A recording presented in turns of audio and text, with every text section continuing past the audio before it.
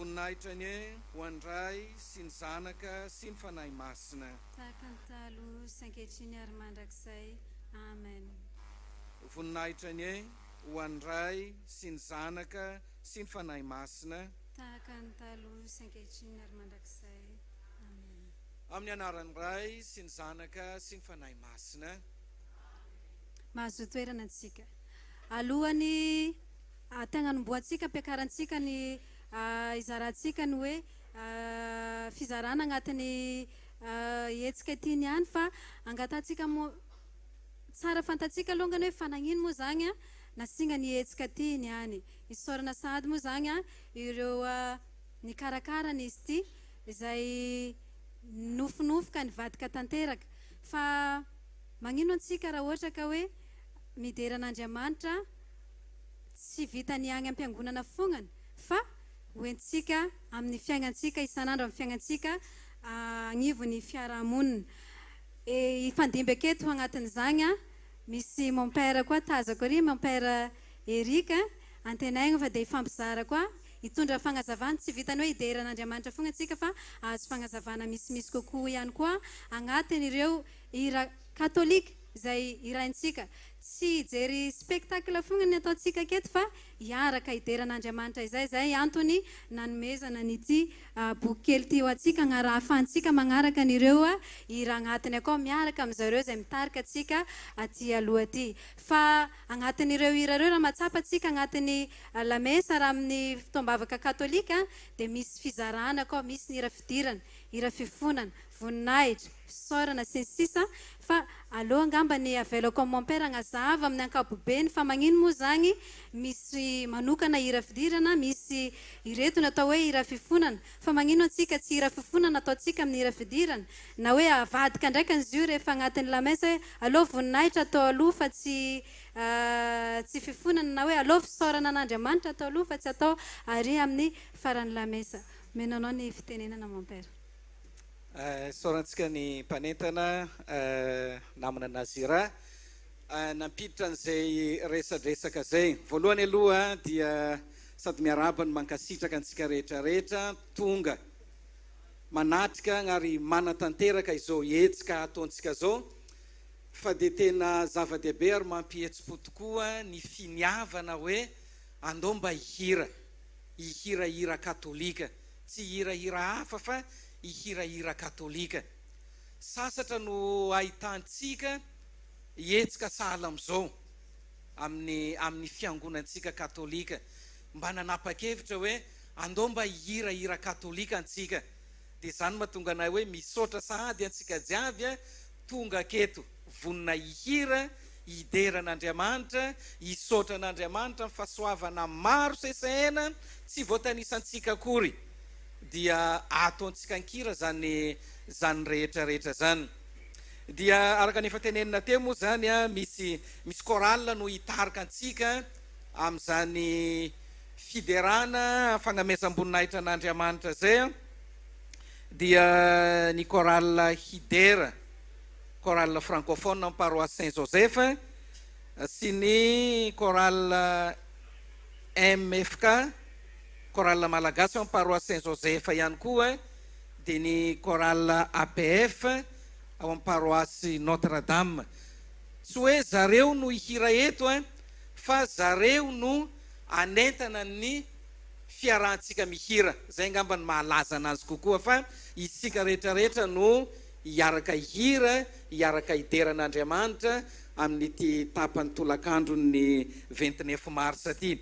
Fanontaniana napetraky ny mpanentana teo hoe fa magnino tokoa moa tsy hoe rehefa manomboka sorona masina dia hira fonana no iraina amin'ny plasy ny hira fidirana na hoe hira voninahitra no atao amin'ny hira fanirana. Misy rindra misy lamina izy io ka ny hira fidirana dia entina hanambarana ny FDIB izay ho ambarana ivoasan'ny tenin'Andriamanitra amintsika isaka lahady regny misy hira mifagnaraka amin'regny FDIB ho entin'ny fiangonana regny entina ihany koa izy regny ilazana amin'ny kristianina zay tonga akeo hoe anomboka antsika ty anomboka fivavahana ty, anomboka fotoam-pivavahana ty, na anomboka ty sorona masina ty, manentana mihitsy moa ny mpanentana amin'ireny fotoana regny hoe andaontsika hitsangana hiredona ny hira fanomboana. Ambadika an'izigny dia hoe ambela amizay kiasaloha amin'ny raha marobe ivelan'ny fiangonana agny. Ery telefôny jiaby vonogna, asaloha jiaby mifantoka amin'ny sorona masina zay ho atao eo. Zany mahatonga hoe ny hevi-dehibe zay ivoizy ny fiangonana isaky ny alahady no iezana ho atao ankira amin'ny hira fanomboana amin'ny sorona masina, mba hifantoka tanteraka amin'ny fankalazana zay atao ny mpivavaka rehetra. Dia ny hira rehetrarehetra moa zany sahala amin'izay daholo rehefa hoe hira fonana dia hitodika amin'ny famindrampon'Andriamanitra isika rehetra. Rehefa voninahitra dia hagnamiadera, hagnamiaja. Mitovitovy amin'ny raha andeha ataontsika zao, ny hira voninahitra, hideran'Andriamanitra, hagnamia voninahitra an'Andriamanitra, hiantsa ho an'Andriamanitra. Matsapa-tegna antsika fa hoe tsinotsinona eo anatrehan'Andriamanitra, fa nomeny aim-baovao, nomeny fahasalamana, nomeny tanjaka, ka rariny loatra raha ohatra ka midera anazy. Zay zany angamba no anokafako anazy, fa isaky andeha eo moa zany ny hira dia ho isy fanazavana tsikelikely, fanazavana madinidinika ho atao amin'ny hira zay tsirairay zay ho atao eto, mba hatafiditra amintsika hoe ay ve zany hevitra finosin'ity hira ty, ay ve rehefa mihira hoe ny fidy ay ny tompo ka magniraka antsika hieritreritra zavatra sahala am'izao. Ho asiana fampidirana sahala am'izay zany ny hira rehetrarehetra zay hiraintsika rehefa aveo, dia mba tsy halava loatra ny fifampizarana ataoko eto dia faranako eo, fa mety efa mangetaeta be te hira nareo, efa te ahita n'le mpanentana aty aloha ihany koa, dia ambarako amin'ny fomba ofisialy zany fa misokatra ity fideranan-kira an'Andriamanitra ity.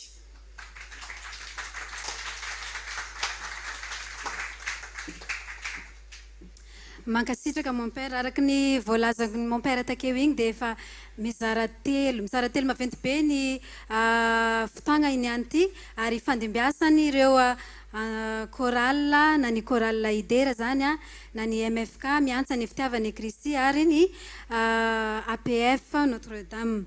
Dia tsy ampiandrela tsony fa ho zaraigna amitsika miandalana akegny inona moa zany tantara ny andohany ity fihetsika ty niany, ho zaraina antsika agnelagnelany akeo zany.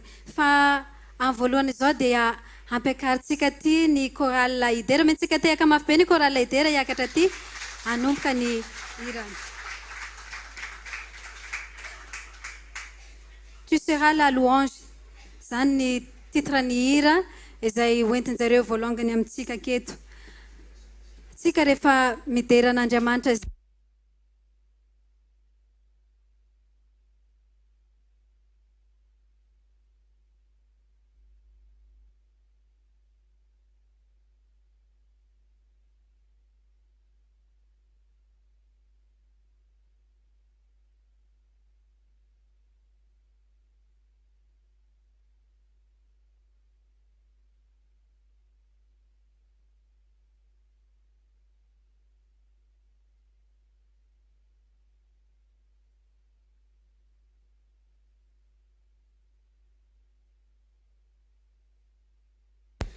Nous sommes en chemin, on est en dernière ligne droite vers Pâques. Aujourd'hui, on se retrouve ici pour un temps de prière, un temps d'adoration, un temps avec Jésus, un temps de partage. Sentons-nous libres, au fait, sentons-nous à l'aise de recentrer notre cœur sur sa présence et soyons prêts à l'accueillir. Par les chants qui vont suivre, vont se raconter des histoires de vie, des histoires de nos misères, des histoires de nos péchés, mais surtout le pardon de Dieu, l'amour qu'il attend à offrir pour nous. On vous propose de le louer et de le célébrer ensemble. On a le livret et puis on vous propose d'ouvrir le livret et puis de chantonner ensemble. Et peu importe notre situation de vie, peu importe les péchés commis, la honte dans nos cœurs, mais aujourd'hui, tout simplement, ouvrons nos cœurs, ouvrons nos mains. Jésus, nous t'accueillons maintenant. au plus profond de notre cœur, soit au cœur de ce moment, soit au cœur de ce que nous allons vivre pendant ce temps. Bénis ce moment, viens Saint-Esprit.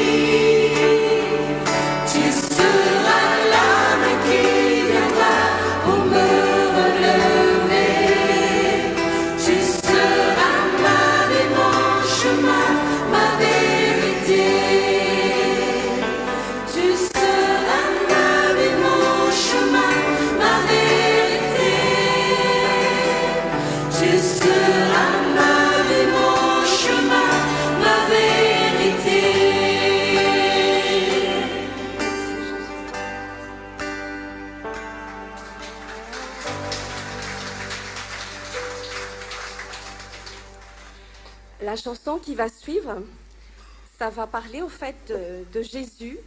Jésus aujourd'hui te demande de te lever et de marcher pour lui. Se lever et marcher signifie mettre notre foi en lui, placer en lui toute notre confiance. En faisant cela, Jésus nous affranchira et nous libérera du joug du péché. Lève-toi et marche, Dieu est avec toi.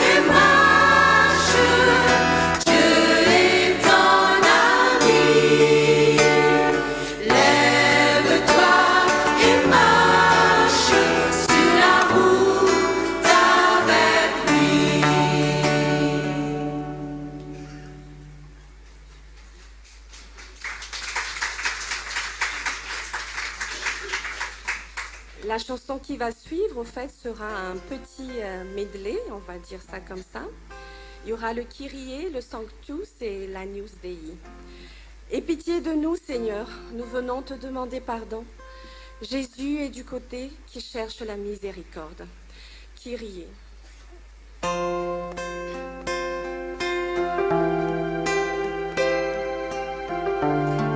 pense que tout le monde connaît à peu près déjà les mélodies.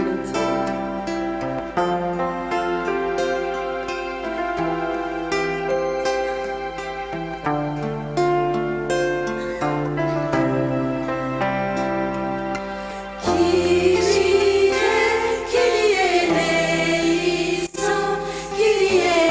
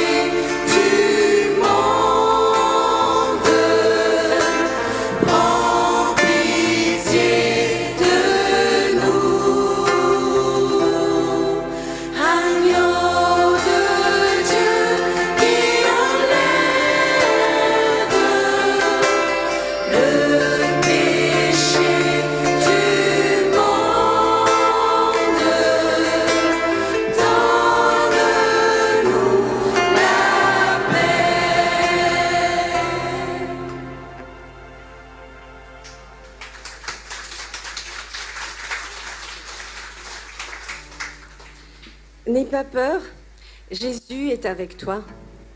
Ne regarde pas autour de toi avec inquiétude. Oui, ton Dieu, c'est moi. Je te rends fort.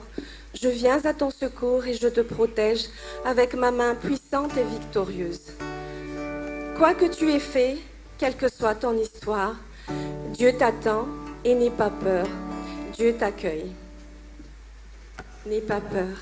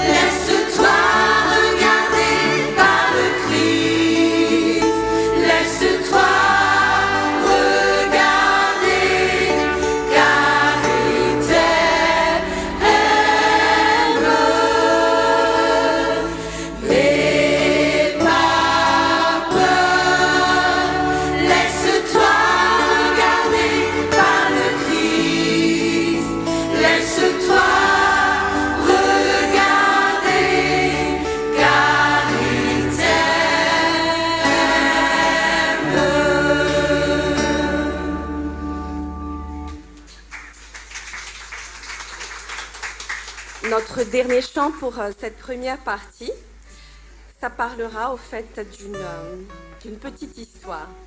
Avec Dieu, au fait, il n'est jamais trop tard pour recommencer. Donc à toi qui es peut-être rempli de doutes, il n'est jamais trop tard pour recommencer. Tu as un Dieu qui est patient et qui est amour à tes côtés. Il veut ce qu'il y a de meilleur pour ses enfants. Il n'aurait pas donné son unique fils s'il ne croyait pas en l'homme et en ses capacités, s'il n'accordait pas plus d'importance à la repentance qu'au péché. Il te pardonnera autant de fois que nécessaire si tu lui demandes et si tu mets de la bonne volonté.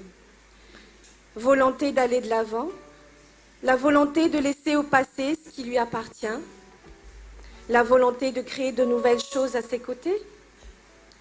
Ce qu'il te réserve vaut bien plus au fait que toutes les difficultés et les souffrances que le présent et le changement te demandent.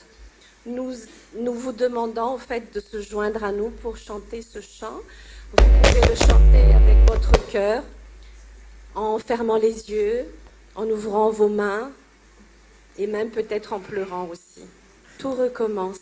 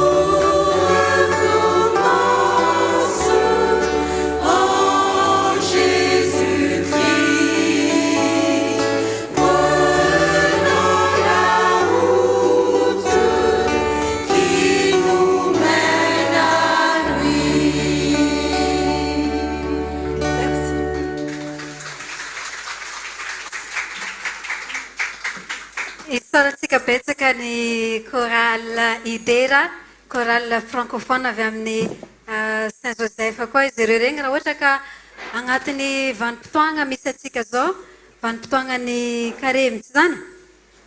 Agnatin'ny vanim-potoagnan'ny carême atsika zao dia raha maregna ny hira takeo, niaraka ny hira lasekiny atsika dia hita agnatin'izany hita taratra fa tsara ny midera Zagnahary. Ty tapany faharoa ty dia arahana amin'ny chorale MFK miantsa ny fitiavan'i Kristy magnatsa anareo hiakatra ty fa agnatin'izany rehetrarehetra zany raha iregnana kely hira zay tapany nataony Idera takeo igny dia amin'ny ankapobeny dia magnome courage atsika zany hoe matetika atsika rehefa kivikivy amin'ny fiaignana regny dia mamoy fo dia nisy moa zany le hira takeo igny et lève-toi et marche, Dieu est ton ami. Zany hoe tsy magnary antsika Andriamanitra, tsy magnary antsika Andriamanitra ka tsy tokony hoe ny fiainana mandalo amin'ny kivikivengana sedra mahazo atsika agnatin'ny fiainana igny no kivy antsika. Ndraindraika koa atsika io mihevitra fa be fahotagna, tsy mendrika, de matahotra le iverigna amin'Andriamanitra. Zay le misy agnatin'ny hira takeo igny koa hoe n'aie pas peur. De misy koa le takeo igny tout recommencer. Zany hoe aza matahotra ny iverigna amin'Andriamanitra na de be fahotagna karakory aratsika io fa Andriamanitra de tsy mitovy fomba fihevitra amintsika voalongany indrindra fa ny zava-dehibe de be fitiavagna koa izy. Ka agnatin'izao vanim-potoagnany carême zao de agnisany antony nagnanaovana an'ity hetsika ity ihany koa izay iarahagna amin'ny feo iray, satria zay le izy antsika jiaby aketo iray feo ideran'Andriamanitra zay. Fa tsara ihany mampafantatra atsika fa ity hetsika atretintsika zao ty dia mivantana amin'ny tambajotra sosialy Facebook agny izy amin'ny pejiny Orel Studio. Afaka zaraintsika amin'ny namantsika zay tsy tonga ty ho anareo agny amin'ny toerana zay misy anareo ihany koa ka magnaraka anay amin'ny ty mivantana amin'ny Facebook ty dia isaoragna sahady anareo ary mazotoa mivavaka miaraka amin'ny feo miray zay magnatanteraka nyty hetsika ity. Agnisan'ny hira ihany koa iraintsika andavanandro agny am-piangonana akagny raha tanisaiko vitsivitsy reto lohatenin'ny hira reto raha tsy resaka hoe ny fidiahin'ny tompo. Tsy voatery agny am-piangonana fogna atsika afaka mihira ananjy reto fa afaka ataotsika agny amintsika andragno akagny, ataotsika aketo le steky no izy ty fa tsy voatery hoe andamesa ihany no agnanaovagna ananjy. Dia antenaigna atsika fa hiaraka aminjare koa agnatin'ny hira efa mahazatra atsika na safidina manokana hira efa tsy miala ambavatsika izy reto dia zagny ny agnanaovagna ananjy. Aza diny koa nefa fa tsy mandehandeha foagna raha tonga aketo anao niany hiaraka aminjare reo fa agnisan'ny fidin'Andriamanitra koa anao andeha aketo anareo zay magnaraka amin'ny Facebook ihany koa natao hitanao izy io mba hoarahanao ihany koa angalanao hafatra zay ho tandrify anao. Megnanareo ary ny sehatra. Eny ary de faly miaraba anareo izahay ao amin'ny chorale cathédrale Saint-Joseph, chorale malagasy. Indreto izahay tonga anafana ity lanonana ty, tonga idera sy amin'ny voninahitra n'Andriamanitra amin'izao fotoanany carême zao. Ary anio de asandratsika avo ny voninahitran'Andriamanitra. Tena ataotsika ambony izy androany amin'ny alalan'ny hira fiderana. Andao arany mpitendry. Yeah.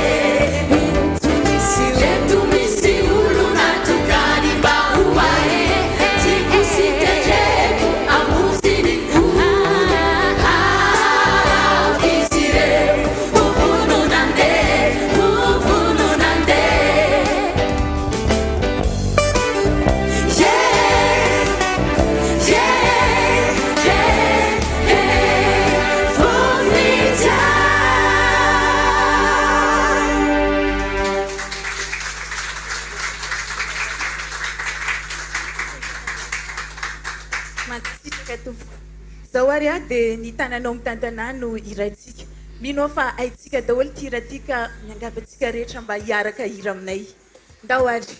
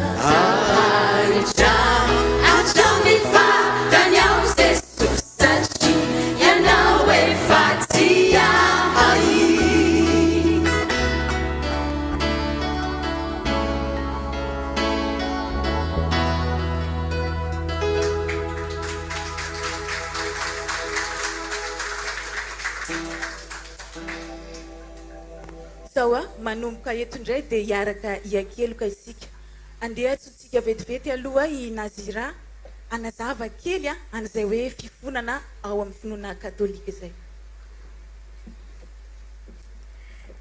Ia, ny teny hoe fifonana moa zany dia efa mazava be amintsika hoe mifona raha misy ny olona raha misy zavatra natao fa hitanao fa manao intoina olona tsy mety tsy mendrika zay ny avy an'le hoe mifona amin'ny eglizy katolika amin'ny fiangonana katolika dia ny hira fifonana dia tsy mandeha fogna ny hoe mamelana Jesosy zao fa misy an'le mot magique hoe tompo ô mamondrafo aminay, Kristy ô mamondrafo aminay.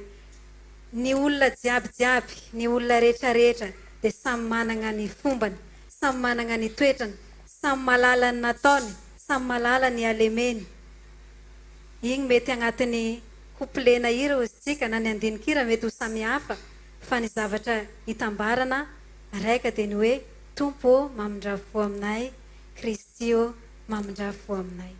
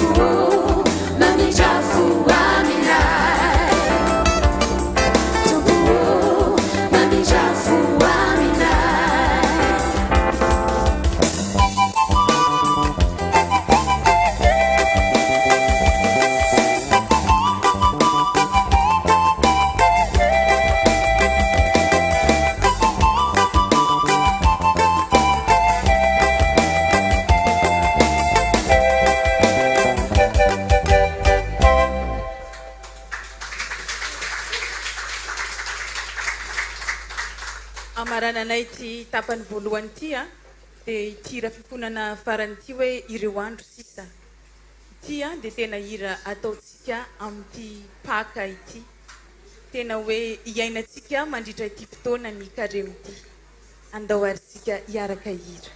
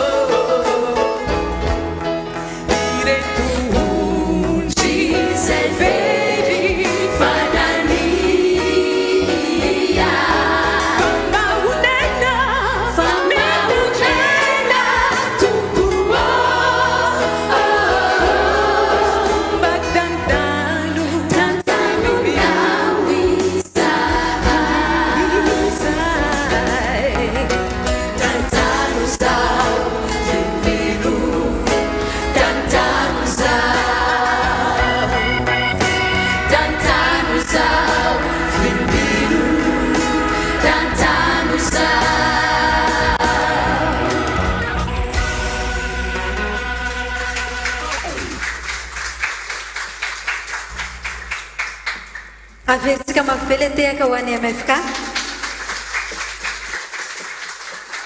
Ny MFK ho an'izay tsy mahafantatra, MFK miantsa ny fitiavan'ny Kristy karaha ilay nataonjareo takeo igny. Araky ny voalazako takeo igny dia ny hira fifonana matoa olo raika zany mifona dia magnino izy matsapa fa diso zay. Raha ohatra ka mbola tsy matsapa tegna diso zay zany a dia tsy mipetraka zay fifonana zay raha ohatra ka satria ina no antony tsy hiova aveo.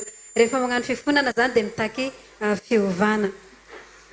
Zay ny tapany voalohany agnatin'ny hetsika ty niany fa ny fomy ay mbola misy tapany voalohany azafady, mbola misy angatahana ny APF iakatra ty azafady zareo no manohy ny tapany fahatelo anatin'ny tapany voalohany igny fa agnatin'ny fiangonana katolika dia misy ihany koa ny fanaovana litany hoan'izay ho an'izay mbola tsy mahalala ho an'izay tsy katolika moa fa ho an'izay katolika dia mahalala tsara. Alohany agnazavako an'izay fa mbola ho avy eo mon père agnazava an'izay misimisy kokoa rehefa avy eo fa averiko hatrany fa ity hetsika ity fiderana an'Andriamanitra ity dia mivantana amin'ny tambazotra sosialy Facebook izay azonareo zaraina raisina avy amin'ny alalan'ny pejiny Orel Studio.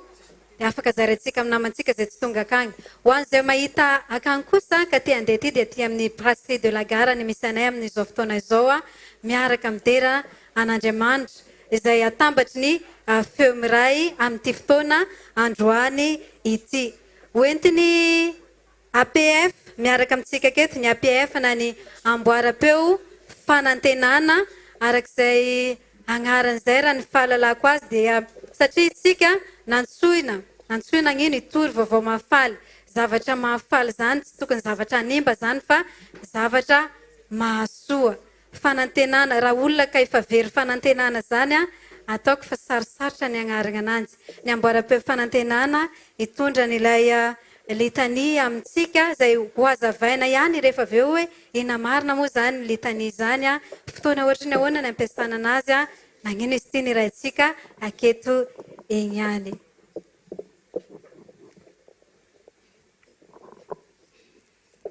Faly miarabantsika rehetra amin'izao antsa mpiderana izao dia mahafaly anay APF ihany koa ny mandray anjara feno amin'izao hetsika izao hetsika andiany voalohany ary mino fa santatra ambavarano ihany zao fa ho isy ny manaraka dia alohan'ny iranay dia angataka tehaka mafy be avy amintsika itehaka mafytsika ho an'Andriamanitra aloha voalohany.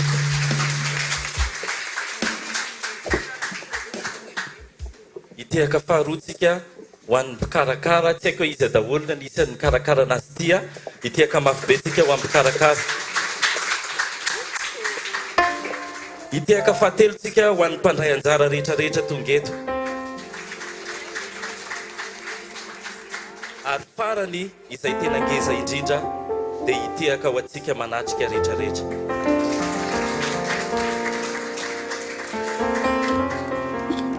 Dia zay no hoe la zay foy hira voalohany litany ozy izy nareo teo fa litany hira ny tena marina le fitanisana le masindasy mafimavy rehetra reny fa zay tsy ho any amin'izay fa tena hiantso ny fanatrehan'Andriamanitra. Hoy ten'Andriamanitra manao hoe raha misy olona roa na telo mivory amin'ny anarako dia eto afovoany Andriamanitra. Dia Andriamanitra manamarina ny teniny foana ary mino fa eto izy amin'izao fotoana izao dia hiantsoantso an'izany fanatrehan'Andriamanitra zany izahay hiaraka amintsika rehetra.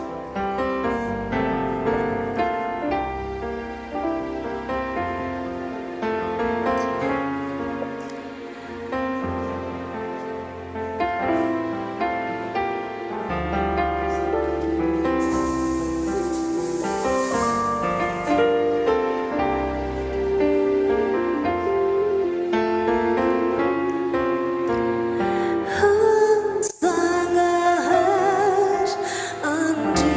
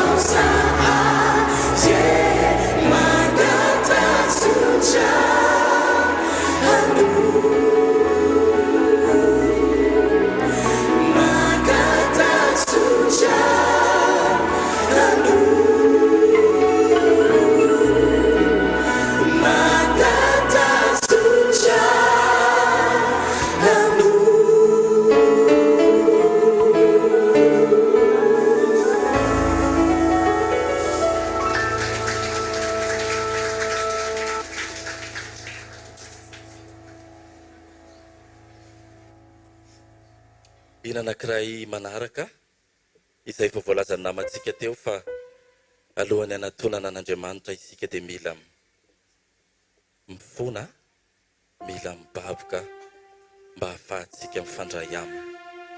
Ny hoy ny ten'Andriamanitra trano hoe ny fahotana no efitra mampisaraka atsika olombelona amin'Andriamanitra. Andriamanitra dia efa fantatsika fa ilay masina indrindra izay afaka nifandray amintsika olombelona izay tsy masina indrindra fa tamin'ny alalan'i Jesosy Kristy zanany izay nanolotra ny ainy noho ny fitiavany ana sy anao no nanekeny hietry hidiny ety ambonin'ny tany hitondra ny helokontsika rehetra rehetra zanak'Andriamanitra.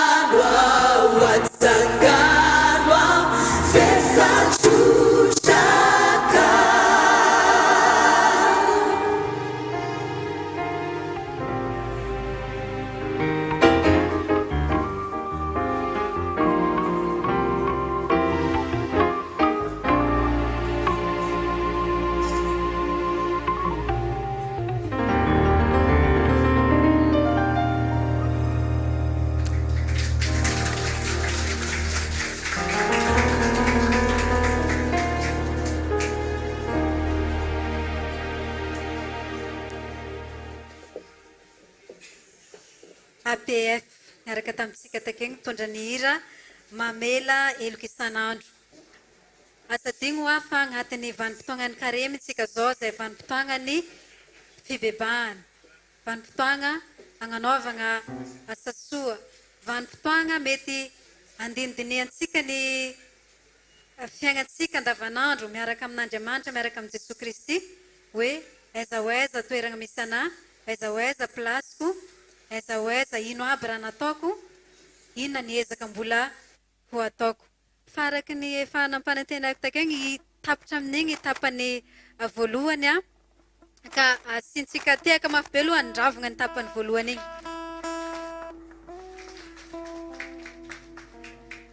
Araky ny voalazako takeo igny dia anatin'ny fiangonana katolika dia misy zany litanie nataony APF takeo igny tapany agnatin'ny zany litanie zany fa iangaviagnanao Révérend Père Erika agnazava fohifohy mandram-piomanany manaraka reto hoe inona moa zany litanie zany inona ny mazava-dehibe anazy ampiasaina magnino izy fa magnino antsika miantso aniregny olo-masina re satria zany agnatin'ny litanie fiantsoana aniregny olo-masina regny dia mety teny angambatsika hoe misy karan'izany koa ne ambadimbadika akagny fa aloha Révérend Père Erika curé-ny Saint Paul agnazava an'izay amintsika alohan'ny hidirantsika amin'ny tapany faharoa.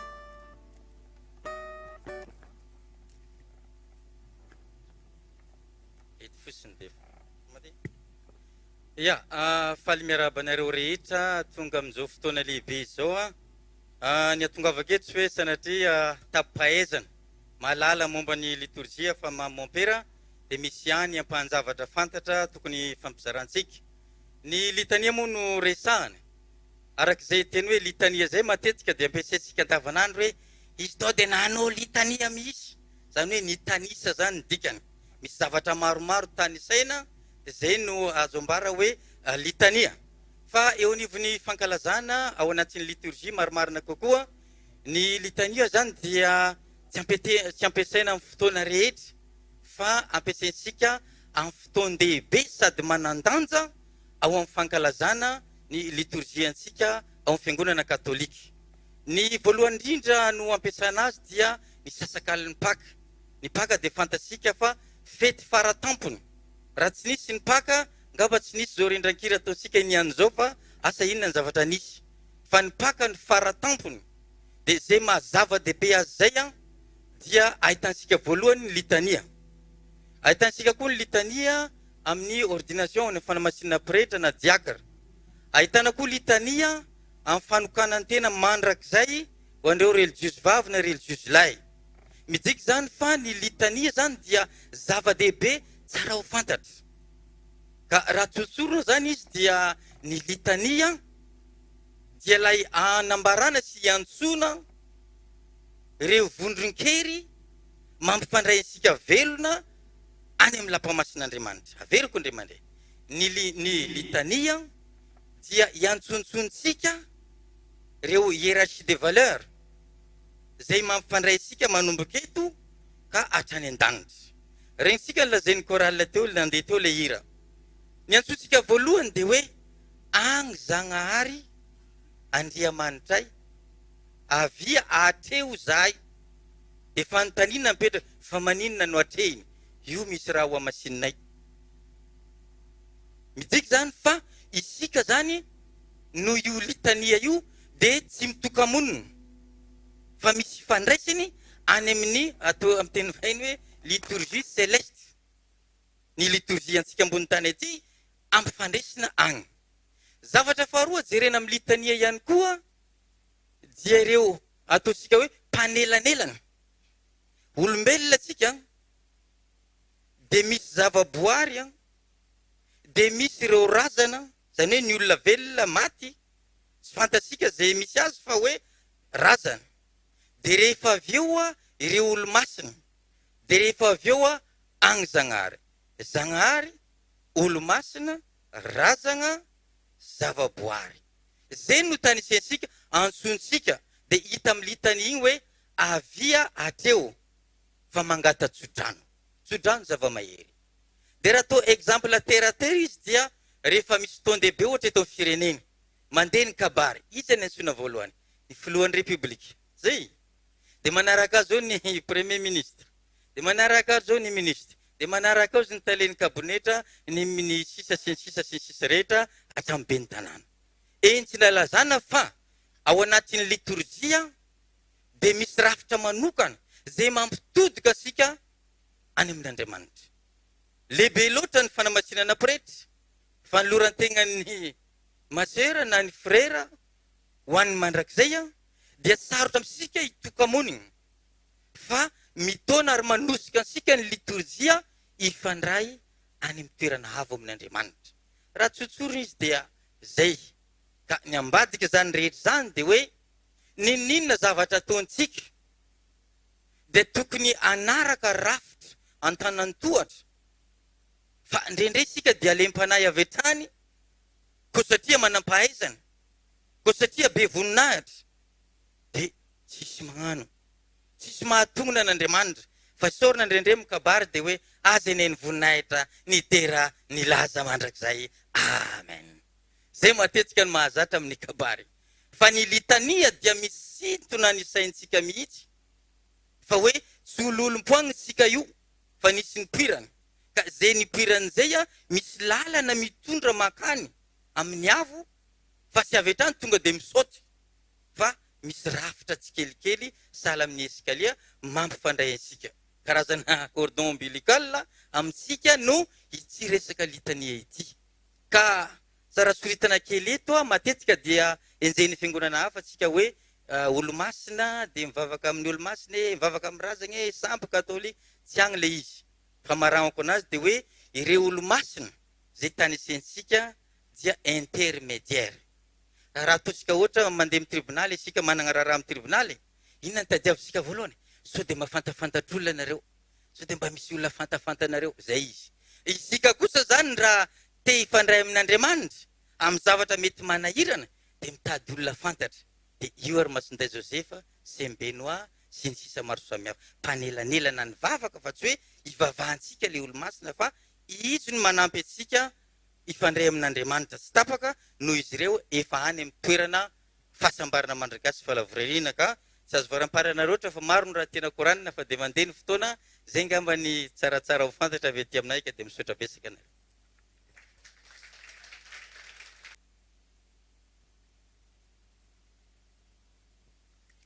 Révérend Père Eric François makasitraka tamin'ny fampizaragna hidirantsika amin'izay tapany faharoa takeo igny miteka mafy be no andrasantsika ny MFK hiakatra ty ndraikany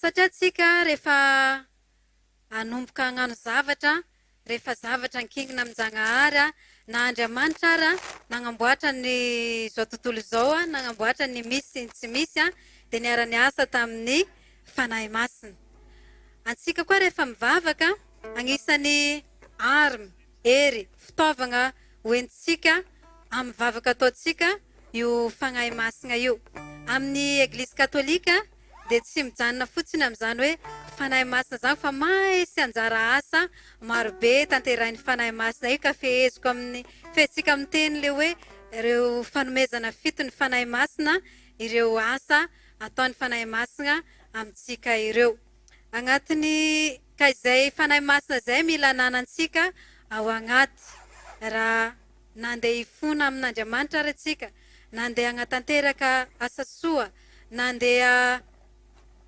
agnano hetsika samihafa na œuvre caritative tsy haiko agnatin'ny fiarahamonina zay misy atsika agny ilaintsika ny fanahy masina io magnampy atsika mankahery atsika amin'ny zavatra ataontsika ka raha ohatra ka anomboka raha ataotsika anomboka vavaka atsika anangana tragno atsika misy zay zavatra ataotsika ka hoe antsonga ny fanahy masina zay dia mahery atsika agnatin'izay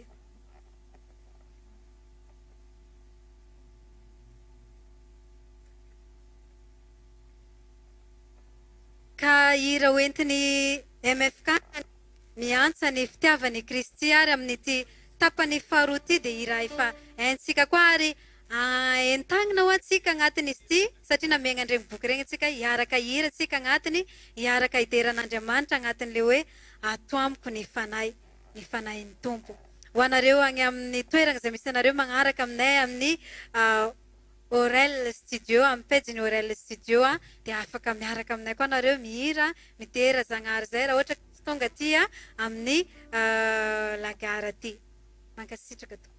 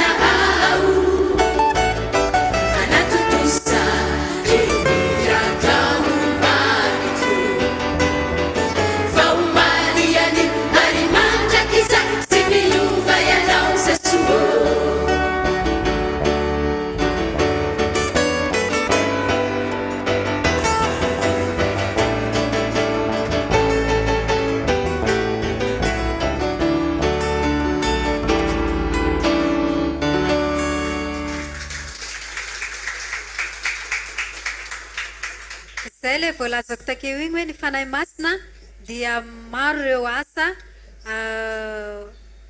vitany amintsika magnampy antsika am'izay raha jiaby ataontsika fa ankoatran'izany dia misy ilay atao hoe vatolampy raha miresaka vatolampy zany antsika dia raha mafy raha azo iankinana raha azo ianteherana amin'ny fiainantsika isan'andro anefany iza ny tokony ianteherantsika iza ny tokony iankinantsika Andriamanitra ka zay indrindra vatolampy tsy mikoro hoentiny MFK magnaraka aty izay izy no Andriamanitra io vatolampy izay iankinantsika io hoentin'zareo ankeraty na safidina manokana ihany koa ira atao aniany agnatin'ity fiarahantsika ty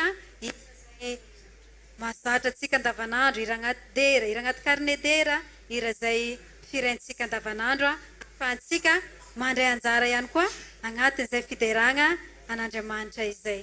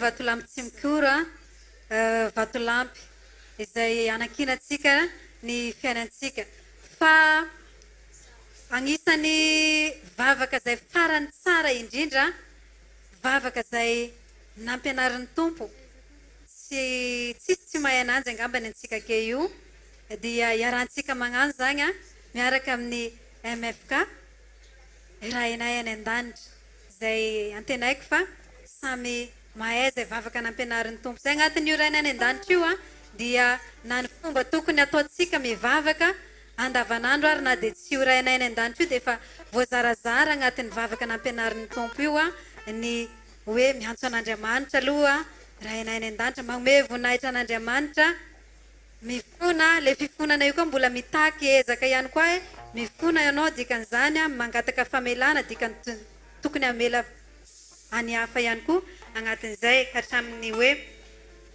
fangatahana fiarovana fangatahana amin'Andriamanitra zay afaran'izay vavaka nampianarin'ny tompo zay agnatin'ny fizarana agnatin'ny vavaka nampianarin'ny tompo igny dia efa mampianatra antsika ahoana ny tokony ataontsika rehefa hivavaka antsika miaraka ataontsika zay raina ny lanitra zay miaraka amin'ny miantsa ny fitiavan'i Kristy.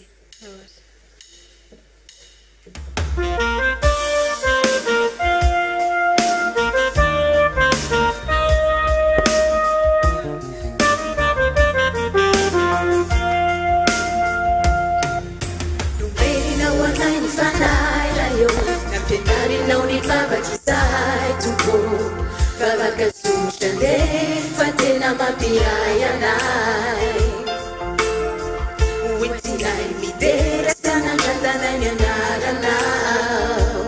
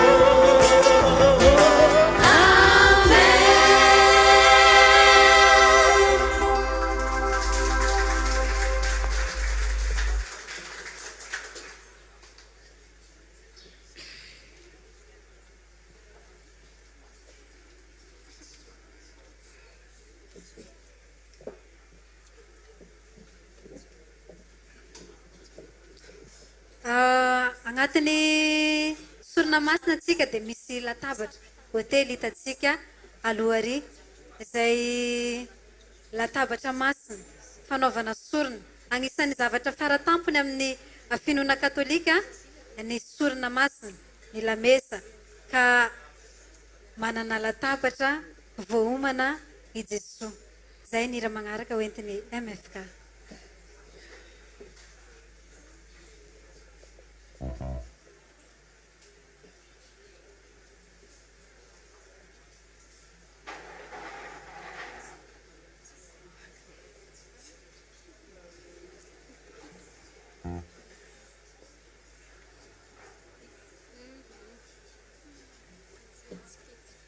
Manararaotra ihany moa zany misaotra ny mpikarakara zay le nresahako tamin'ny voalohany tary hoe nofinofy izy tika ny tanterahina hoe ahoana moa zany reo hira ataontsika ampiangonana regny hira firaintsika andavanandro regny raha ohatra ka hiarahantsika mihira amin'ny toerana anankiray izay mety hoe tsy agny ampiangonana ataontsika ohatra ny fampisehoana rehetrarehetra hitantsika regny.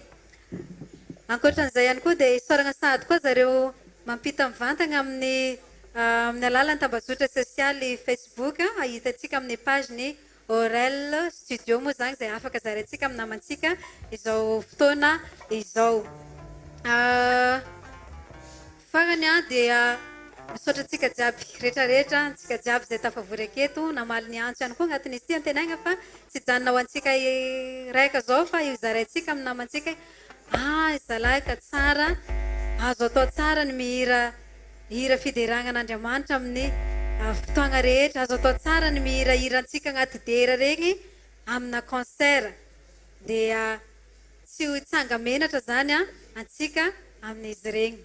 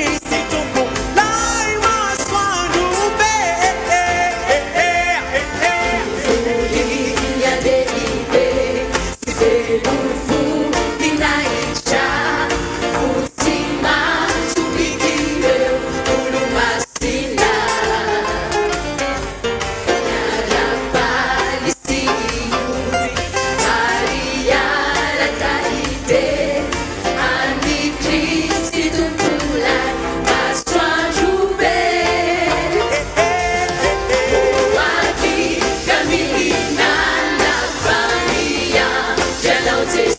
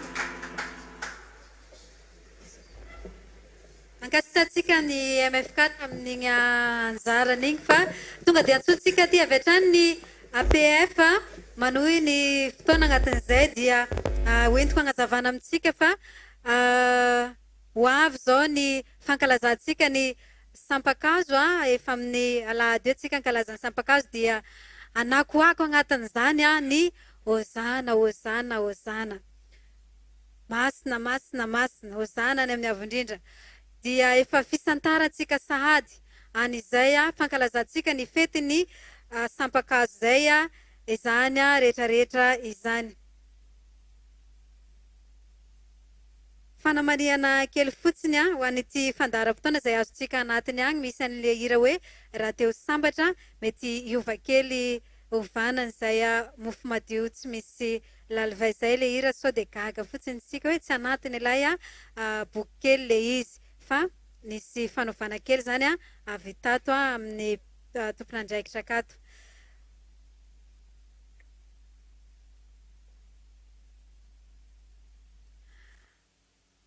efa misy an'le boky kely amintsika de mba mangataka atsika zany mba hira mafimafy kely fa tsy feonjare foana regny mba hira mafimafy kely atsika satria efa manana tononkira atsika agnatin'izagny akao satria fandraisana anjara atsika vavaky ny maro ny matongadangitra matakadangitra dia antsika jiaby io ny hiaraka hideran'Andriamanitra fa tsy hoe mijery spectacle fogna ataontsika aketo fa entanina atsika hira mafy arak'izay fahaizantsika ananjy koa amin'ny hira zay efa misy tonina amintsika ireo zany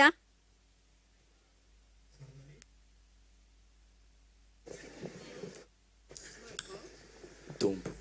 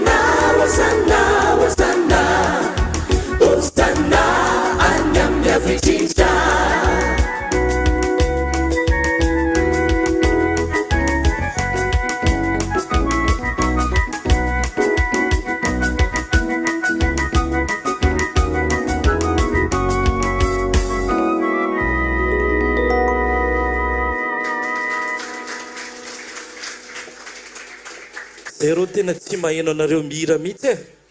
Atsofa kila kely rija dia aloha mba ampiraitsika kely zareo azafady. Alefa sady ahofahofa kely ny tanantsika. Masina masina masina ay ay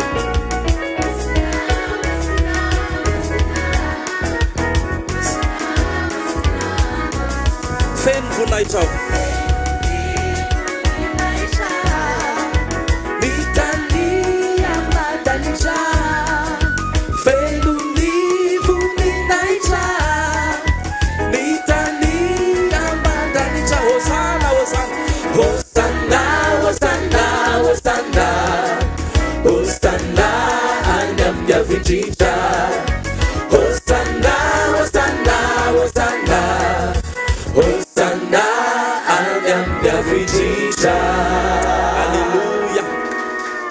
Ay, itsika zanak'olombelona sady zanak'Andriamanitra ihany koa. Raha ny fironan'Andriamanitra dia ny fironan'Andriamanitra idera azy. Dia hiara ideritsika irefahinareo ny raha ataona eto a. Hiara idera no le masina teo mba te hahen'ny feo anareo hiaraka idera hiaraka aminay.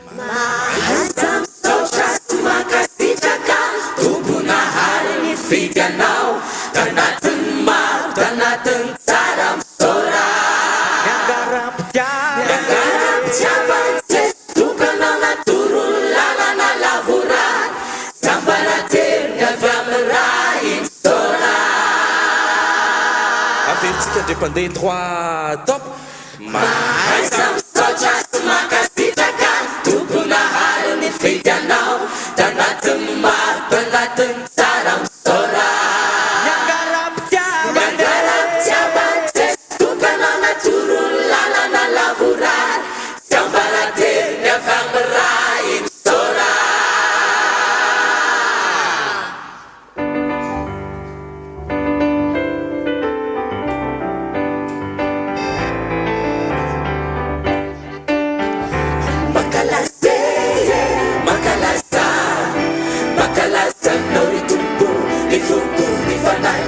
Jamani show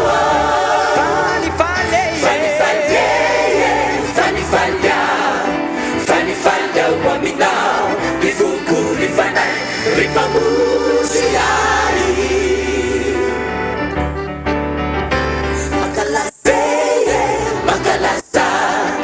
Makalasa nori tumpu Ifukuri fanai Jamani show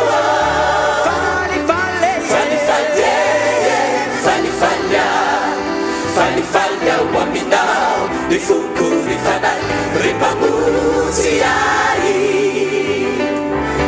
Kasahu natsitina Tiamawau panupunahu Karana kanifatibi nuwijudera Wemu samaja Kasule vetukuni Natanatau nistupuwai Masina nuwanarani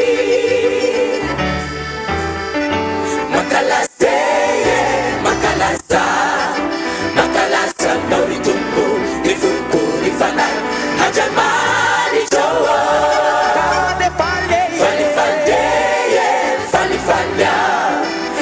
Falha waminao Ifukuri fanai ripamusiai Efchamsupuo Nunanguanao Nagbesanao mufundacha Wangi vawakanao Efchamsupuo Nunanguanao Nagbesanao mufundacha Wangi vawakanao Ufurai falapana Kanisira nustuana Umankini yerina Tupuo mamfakatiana Ufurai falapana Kanisira nustuana Umankini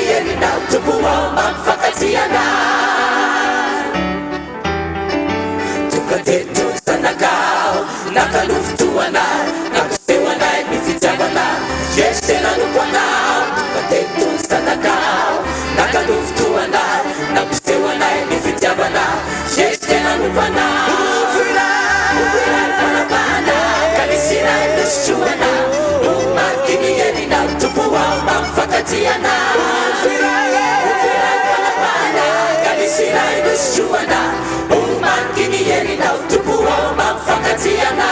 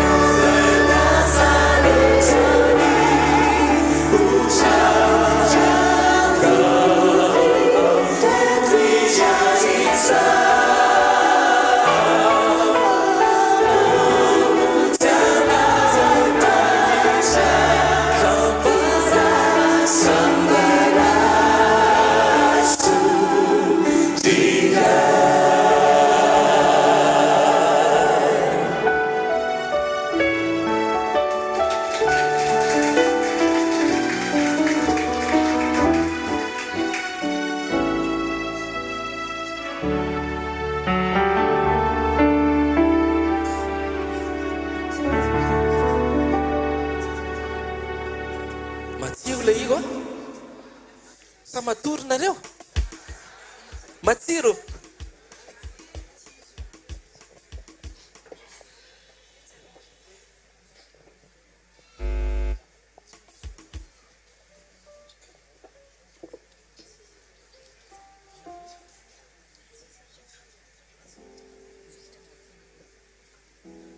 amin'ity anankiray ity a ingavy atsika mba hitsangana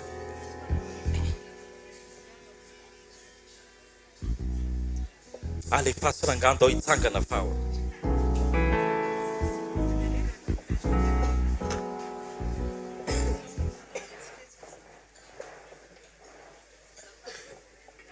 i raha itsika izy ity dia i raha fanomezam-boninahitra an'Andriamanitra hatrany hatrany a dia rehefa manao an'ity itsika ny am-piangonana dia mitsangana dia indraindray misy fihetsika indraindray tsisy fihetsika fa hitsangana aloha tsika androany dia hiaraka hanome voninahitra an'Andriamanitra.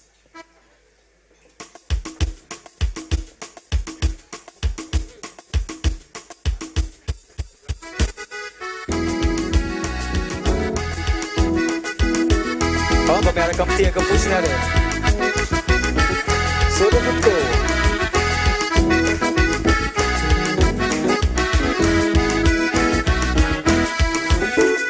Funina chawana jamancha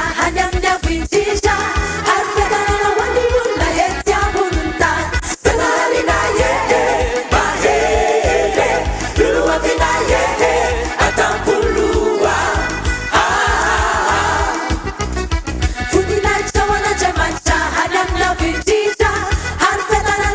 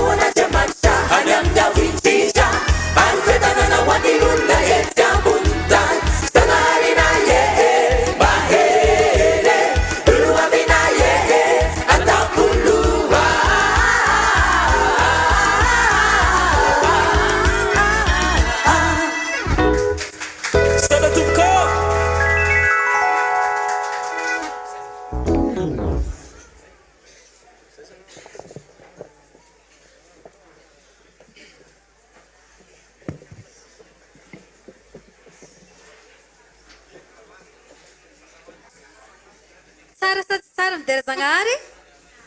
Ataovy mafimafy tsara sa tsy tsara? Tsara. Ia, averintsika ary mentsika tehaka mafy be APF.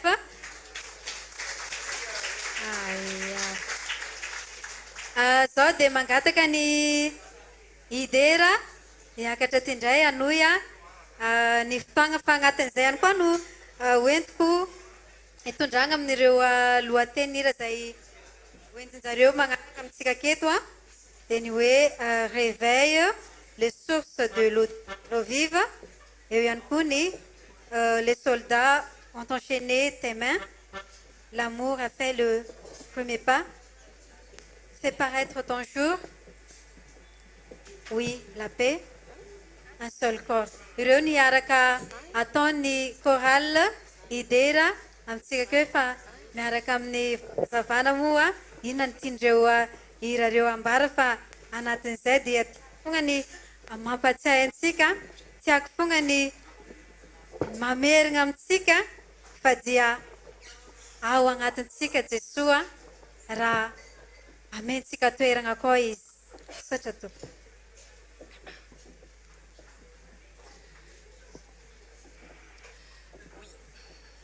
Comme a annoncé Nazira tout à l'heure, le prochain chant, en fait, s'intitule « Réveille les sources de l'eau vive ». Alors, c'est quoi, en fait, exactement l'eau vive? Voilà. L'eau vive, au fait, il y a un verset dans la Bible qui dit « Quiconque boit de cette eau aura soif à nouveau, mais qui boira de l'eau que je lui donnerai n'aurait plus jamais soif.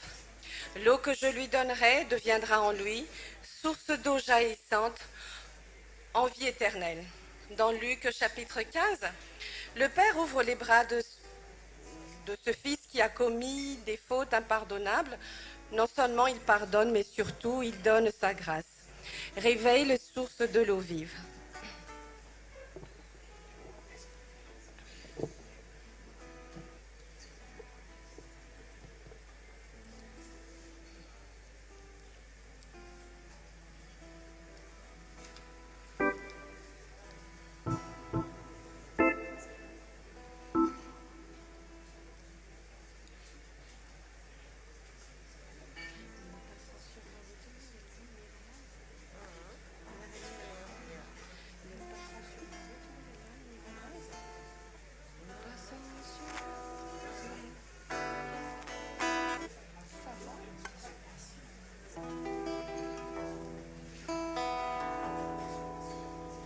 Un petit réglage, détail technique. Nazanazana antsika afaka magnaraka mijery agnatin'ny boky kely misy amintsika ireo reto ny kira ataonjareo ireo dia magnaraka moramora araka n'le magnaraka le feon-kira ataonjareo ireo raha ohatra ka tsy mahay an'le hira antsika. Agnatin'ny akolestika nahitantsika ny tonony mazavazava kokoa angambany.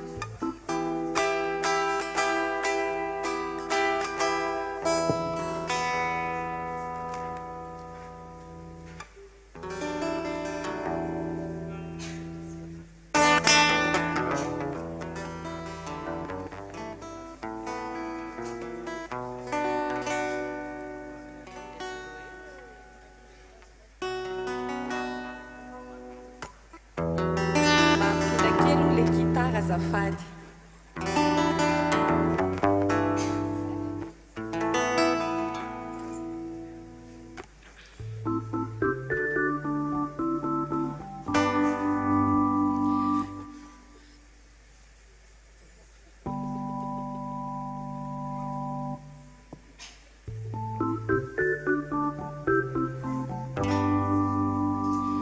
Réveille les sources de l'eau vive.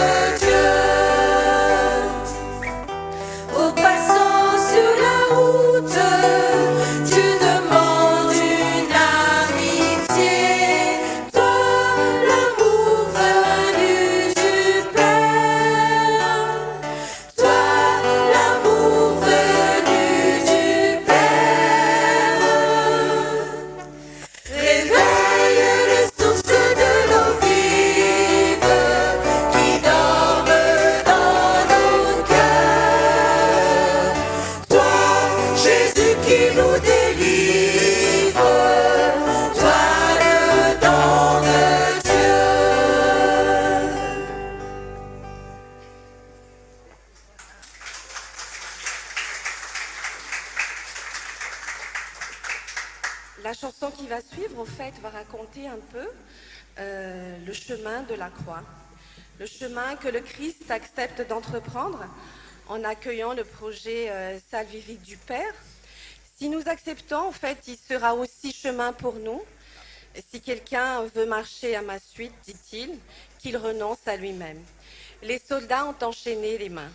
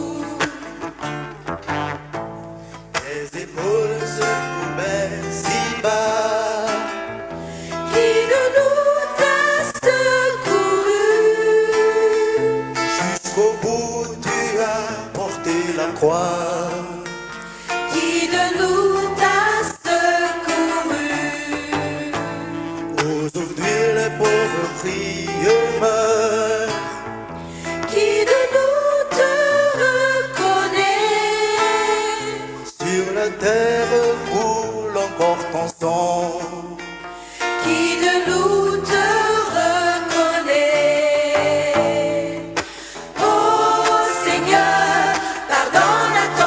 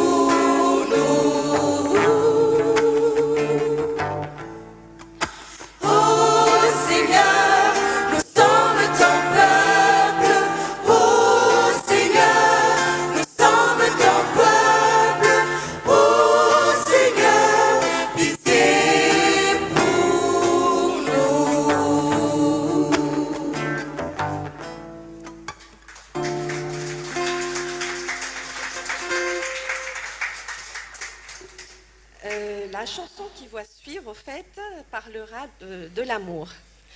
Alors, la consigne de Jésus, demeurez dans mon amour, demeurez dans l'amour de Jésus, habitez dans le courant de l'amour de Dieu, y faire une demeure stable, c'est la condition, au fait, pour que notre amour ne perde pas son ardeur et son audace sur le chemin. Nous aussi, comme Jésus, et en lui, nous devons accueillir avec gratitude l'amour qui vient du Père et rester dans cet amour, en cherchant à ne pas s'en séparer par l'égoïsme ou par le péché. C'est un programme engageant, mais pas impossible. L'amour est correct tous les jours.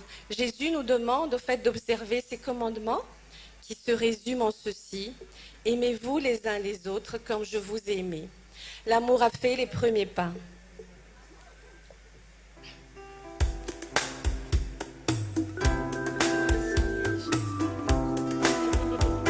Et on vous sollicite à chanter ensemble.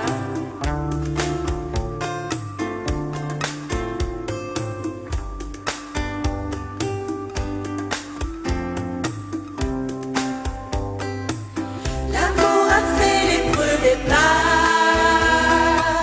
L'amour a préparé la noce. Les invités ne viennent pas.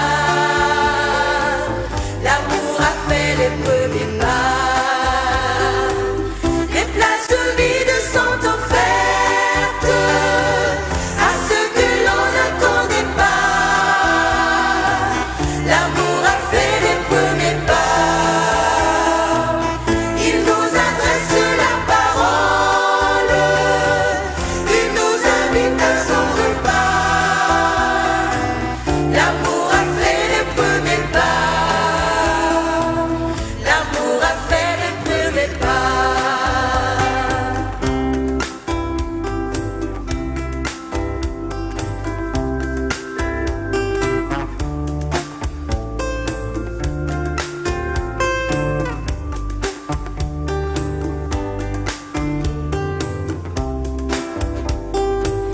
L'amour a pris la liberté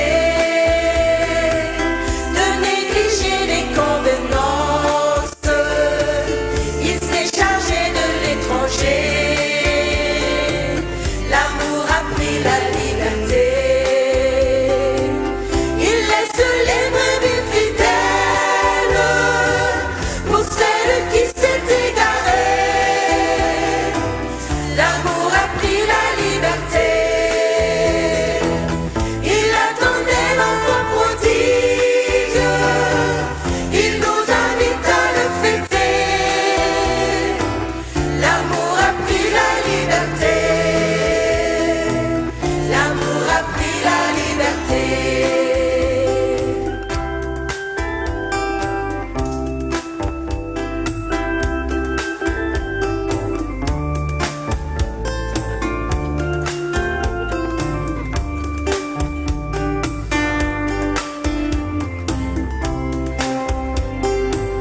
L'amour annonce l'avenir.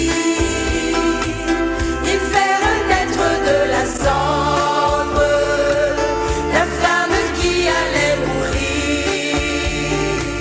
L'amour annonce l'avenir. Il donne jour à l'espérance. Il fait renaître le désir.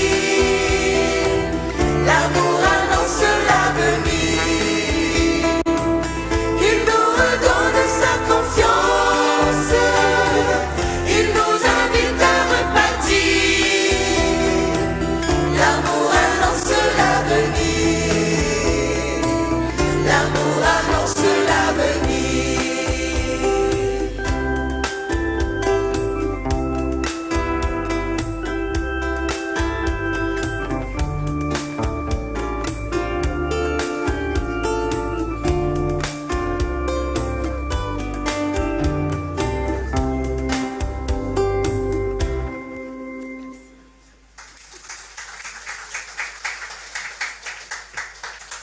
Alors, au fait, l'avantage avec les cantiques françaises, on va dire, c'est très facile à chanter parce que les notes, au fait, se ressemblent un petit peu, un peu plus, voilà, et c'est plus ou moins facile à chanter. La chanson qui va suivre fait paraître ton jour. Alors, suivant le psaume 37, recommande ton sort à l'Éternel. Mets en lui ta confiance et il agira. Il fera paraître ta justice comme la lumière et ton droit comme le soleil à son midi. Garde le silence devant l'Éternel et espère en lui. Ne t'irrite pas contre celui qui réussit dans ses voies, contre l'homme qui vient à bout de ses mauvais desseins. Faites que nous devenions des fils graciés et pardonnés. Fais paraître ton jour.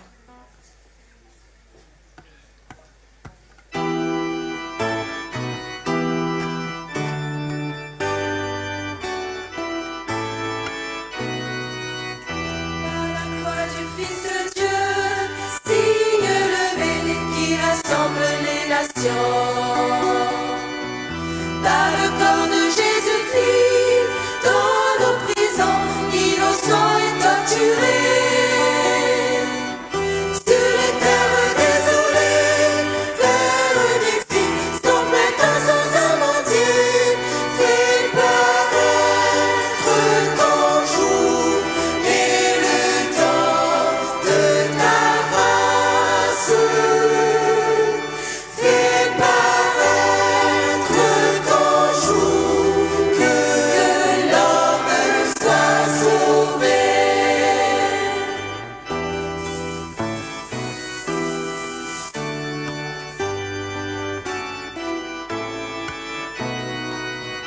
Par la croix du bien-aimé, fleuve de paix, où s'abreuve toute vie. Par le corps de Jésus-Christ, brûlant nos cœurs dans la nuit des hôpitaux. Sur le monde que tu fais, pour qu'il soit beau, et nous parle de ton nom. Fais paraître ton jour et le temps de ta grâce. Fais paraître ton jour, que l'homme soit sauvé.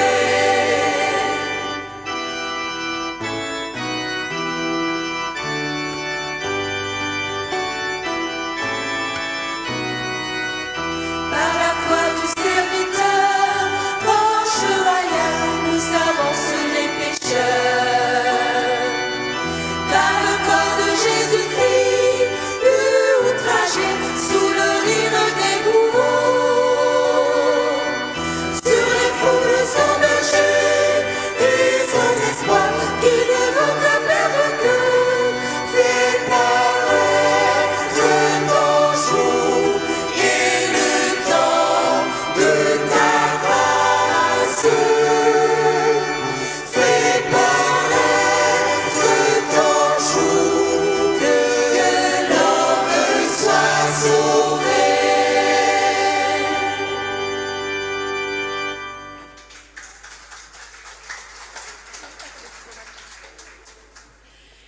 Et pour la chanson suivante, en fait, nous aussi, on va vous inviter à vous lever.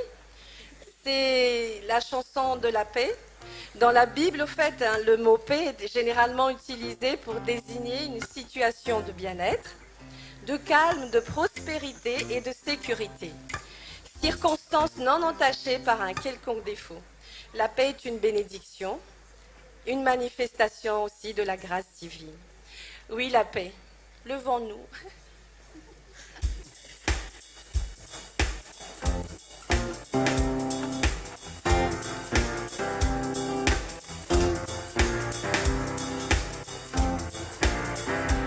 Oui, la paix dans les cœurs. Oui, la paix.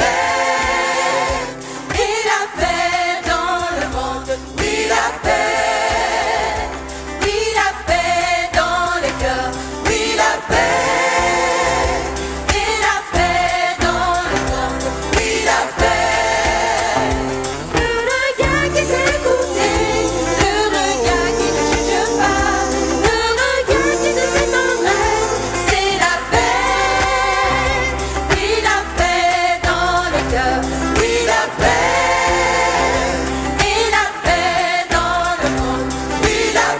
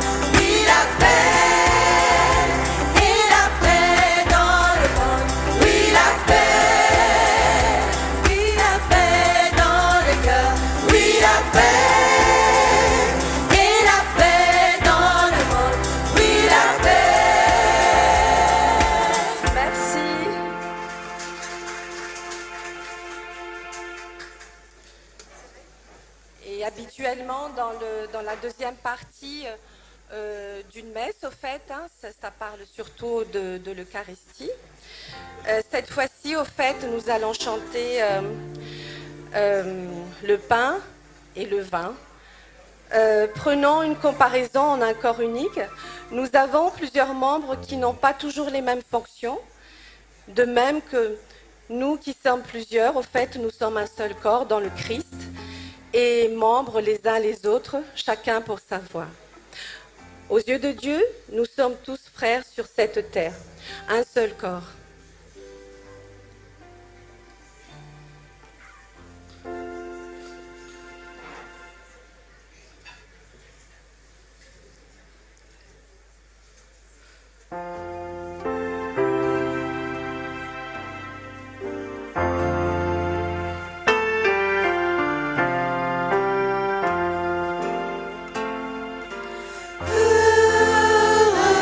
Tous ceux qui viennent au banquet du Seigneur,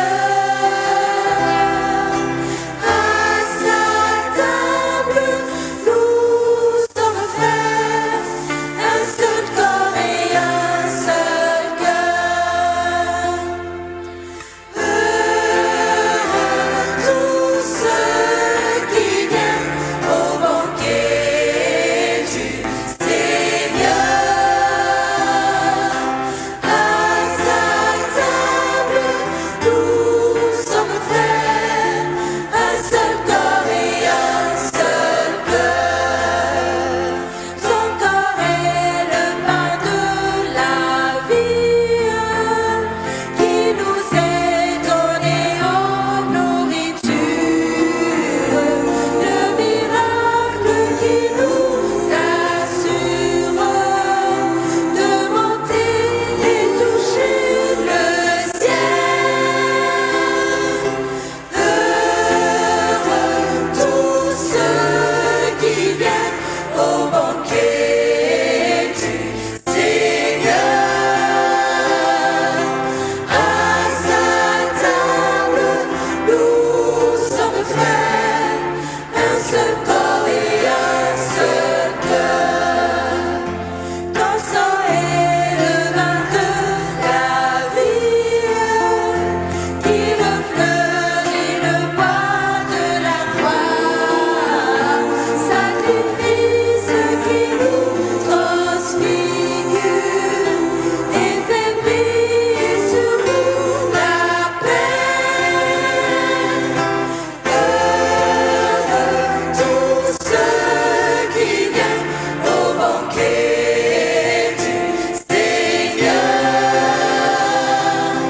à sa table, nous sommes frères, un seul corps et un seul cœur. Ton Église dans la joie exulte, elle aspire au banquet éternel. Ton corps et ton sang préfigurent l'âme blanc nous j'irai au ciel. Tous ceux qui viennent au banquet du Seigneur, à sa table, nous sommes frères, un seul corps et un seul cœur. Tous ceux qui viennent au banquet du Seigneur, à sa table, nous sommes frères, un seul corps et un seul cœur.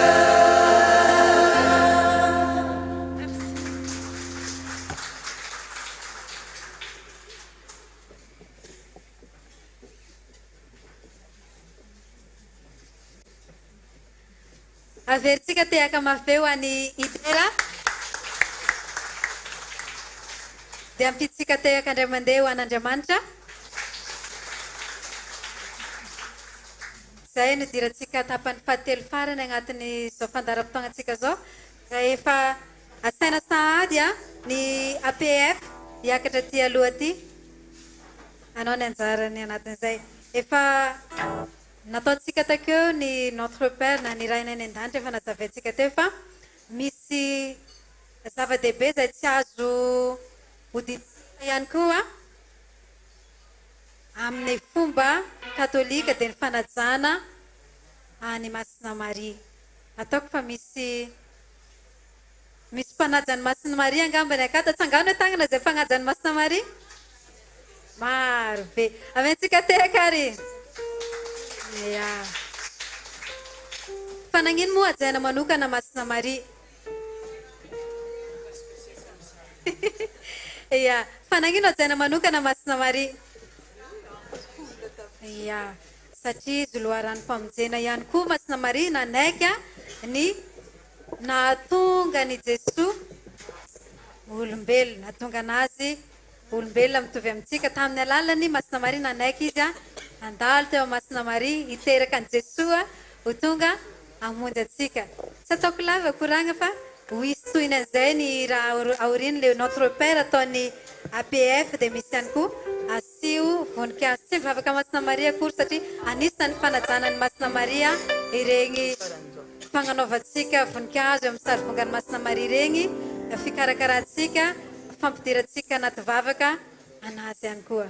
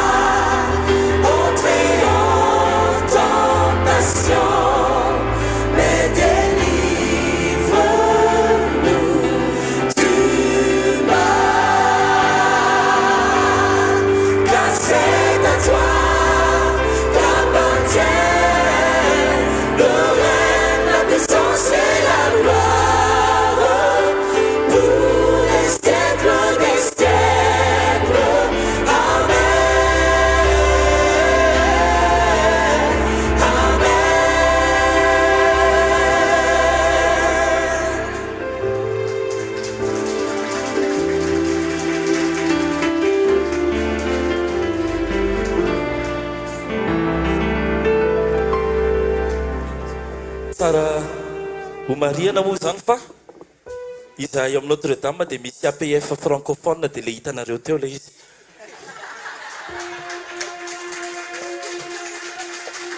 Fa androany izay manao an'iny.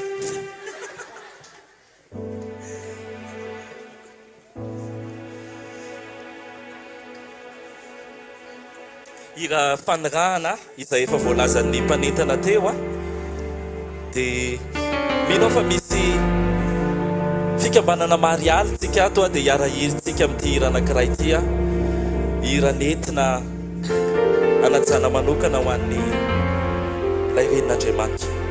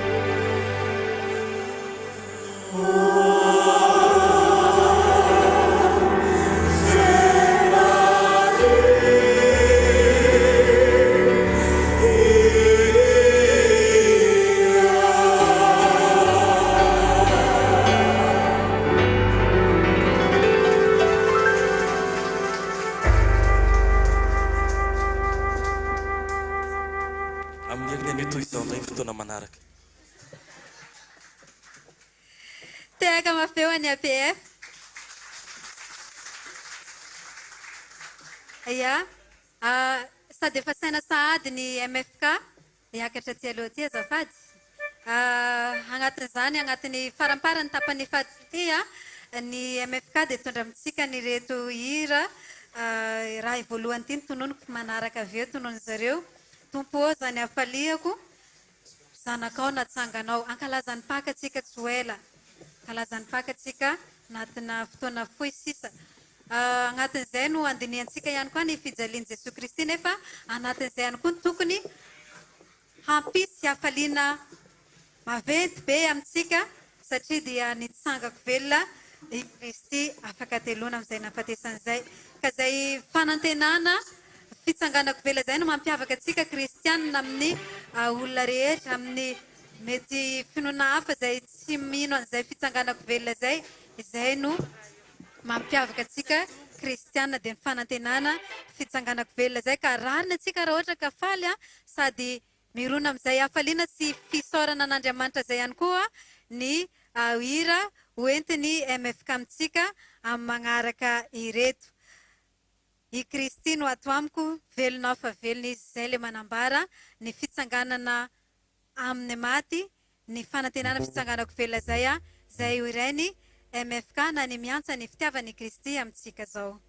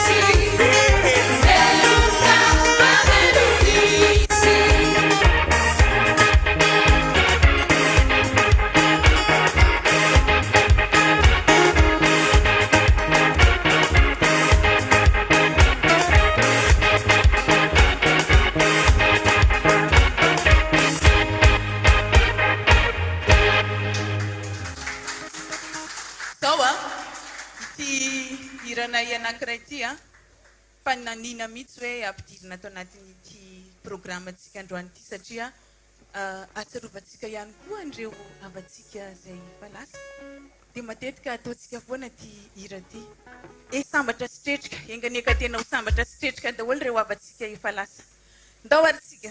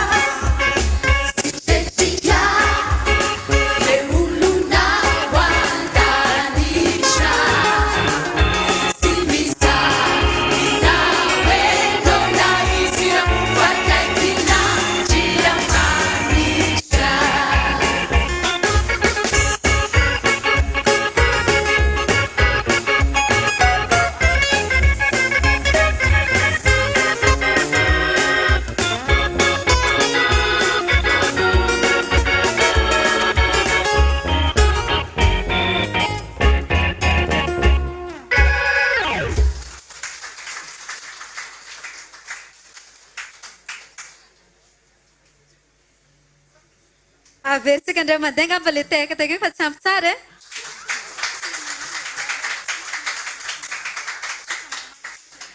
Aya, antenaigna fa dia karan'izany marina ireo havatsika nodimandry sambatra sitretrika satria izay le tanjongantsika amin'le antony vavahantsika isan'andro dia mba ho sambatra sitretrika indray andro any amin'ny andro izay alantsika sasatra ira magnaraka aty dia mbola mitoy amin'izay satria rehefa sambatra sitretrika izay moa dia faly dia mbola izay ihany koa hoentiny ira manaraka aty faly miovy sy mankalaza agnatin'izay tsika dia afaka mitsangana antsika afaka mandeha afaka maneho amin'ny fiatsika rehetrarehetra satria ny fitaovagna rehetra ny zavatra rehetra namian'Andriamanitra antsika dia afaka indesintsika miderananjy anatin'izany ny feo anatin'izany ny dia anatin'izany ny zavatra izay misy amintsika rehetrarehetra afaka hoentsika mideran'Andriamanitra ka aza misalasala maneho an'izay fietsika hoentsika hiderana an'Andriamanitra izay.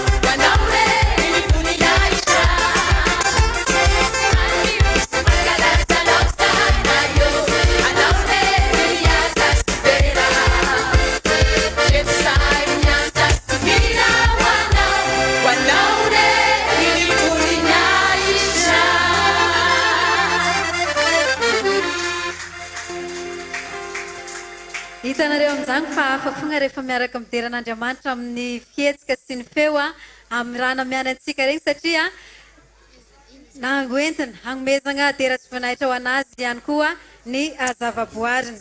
Ira magnaraka dia misaotra ny tompo ianareo voafidina antsika jiaby io a, voafidin'Andriamanitra. Tsy natao taony foagna antsika tonga aketo, tsy natao taony foagna koa nahatonga antsika velogna ambonin'ny tany fa misy iraka izay nampanaovan'Andriamanitra antsika.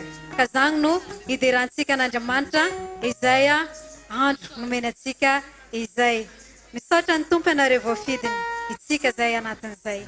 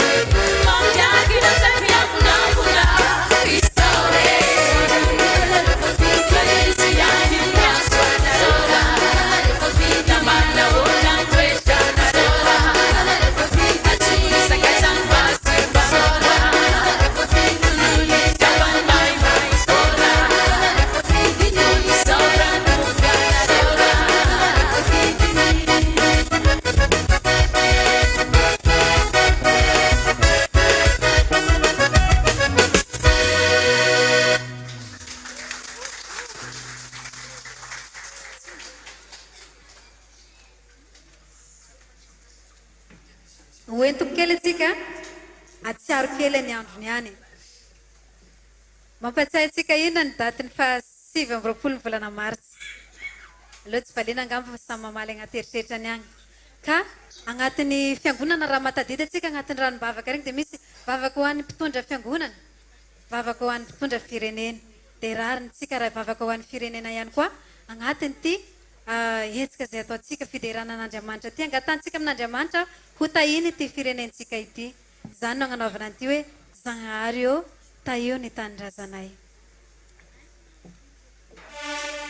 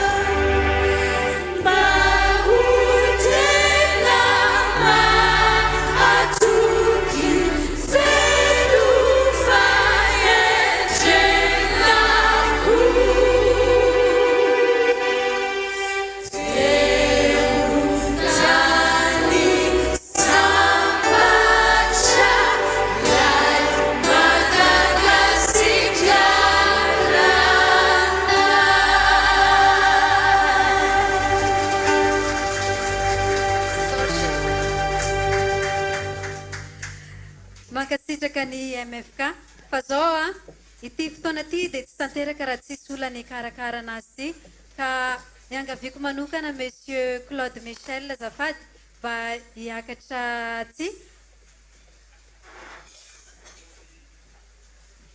iny ny lehilahy tsy zoviana amintsika ihany koa izy fa agnisan'ny mpanakanto ary agnisany nanome tanana tamin'ity fikarakarana nyty hetsika ity alohany tena hidirantsika amin'ny tapany izay iredona ny midera andreo hira hoentsika mamarina ny fotoana anatin'izay ihany koa tsy masakana ny akarany midera aty satria fotoana mandeha dia mandeha ihany koa ny fotoana anatin'izay dia afaka makatoerana ny midera ao vetsika e ahony e ia efa marobe moa nyteneny mompera teo efa tsy averiko tsony fa tsara ihany ny biby tsisy lohany monkony tsy mety ka natotosa natanteraka nanana fandavatena tamin'ity zavatra ity allo madame Rovatina azafady mba hiakatra ty hoe azafady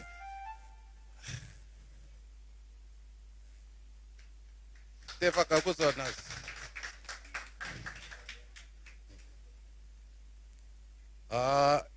eo koa madame Eva izy moa efa naka-place tsy aloha mandrosato aloha madame azafady efa alohany maka micro ia allo ny sonao koa magnaviana mba hiakatra ty fa raha tsy nomeny sonao tsika koa tsy navita zany Natael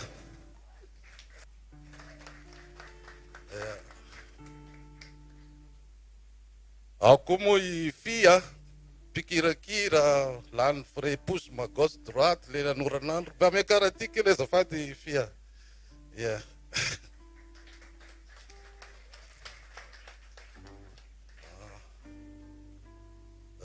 reto raha no natanteraka ny zavatra rehetrarehetra nataotsika hoe isorana aloha Jesosy alohan'ny isotranjareo Jesoa zafady ia aingany ane ka i Jesoa ianolo alana ny vady aman-janaka anao madame Rovatina mba i Jesoa iloha lalana am'izay rehetra kasainao atao mba ho tanteraka i mopera moa efa nanao te fa faly loatra zany zay katolika dia ohatr' zany koa madame Eva tena tsy nerveuse io atsone amin'ny alina fola atao ina ty vita io ataovy an'izao betsaka be ny zavatra asa natao tao Natael moa am'zono nanomeny ty isorana anazy ao koa fino mikarakara manaritra invitation rehetrarehetra tamin'io ka tsy hay tsy isotra zareo reo tompoko fa mety mbola manako tenenina angamba zareo fa zay ngambany ana makasitraka e aingany ane mba ny zareo reto any amin'ny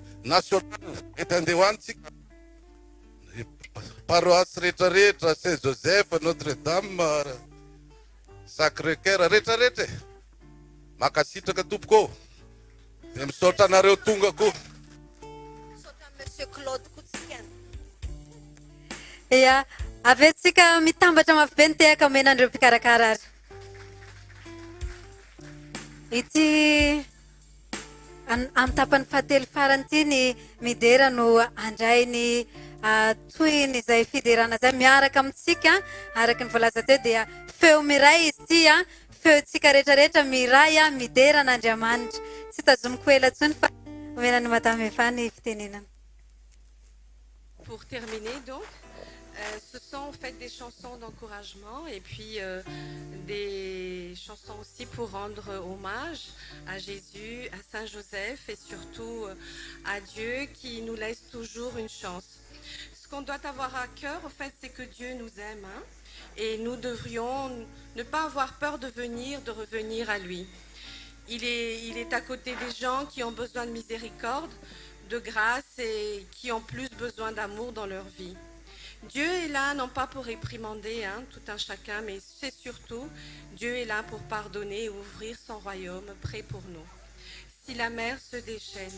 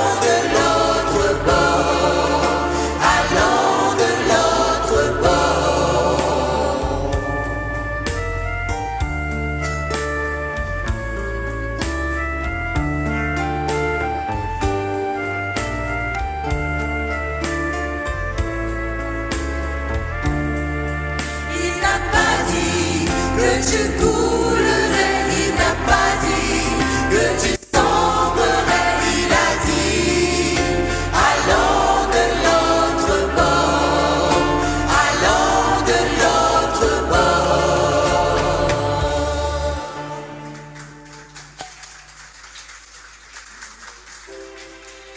Alors, Jésus, au fait, Jésus, comme on le connaît, c'est Jésus, mais Jésus, au fait, c'est le fils du charpentier. Alors, la chanson qui va suivre, au fait, c'est une chanson qui va raconter la vie de Jésus, la vie simple de Jésus, en tant que, voilà, en tant que fils de charpentier, et voilà.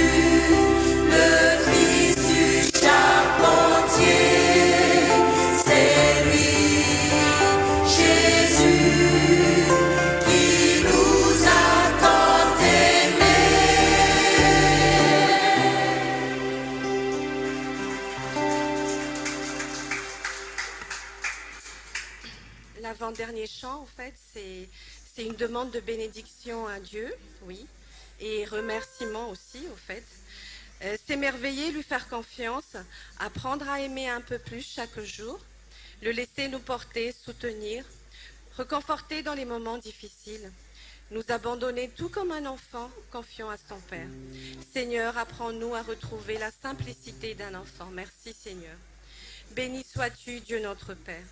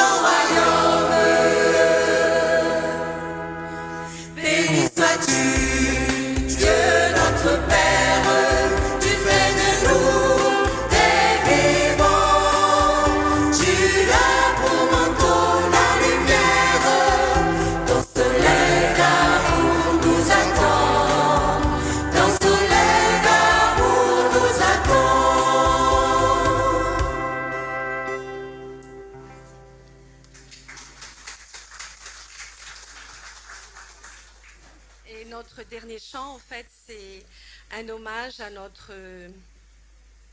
Saint Joseph, notre saint patron de l'Église, notre saint protecteur et plus particulièrement des charpentiers et des menuisiers. Il est aussi dans la tradition chrétienne, au fait, que Joseph, au fait, soit le modèle des époux et des pères. Nous t'honorons, glorieux Saint Joseph.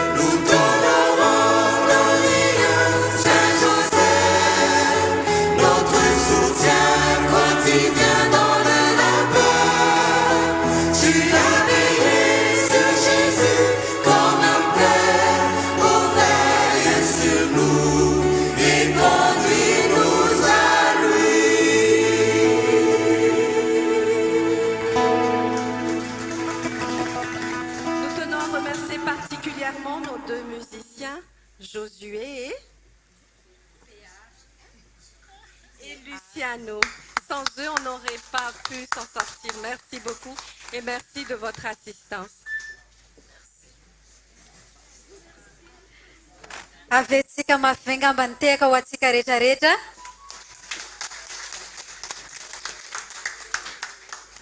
Tapitra ny fotoanantsika dia mankasitraka mankatelina antsika jiaby niaraka nanotrona nyity fotoagna ty.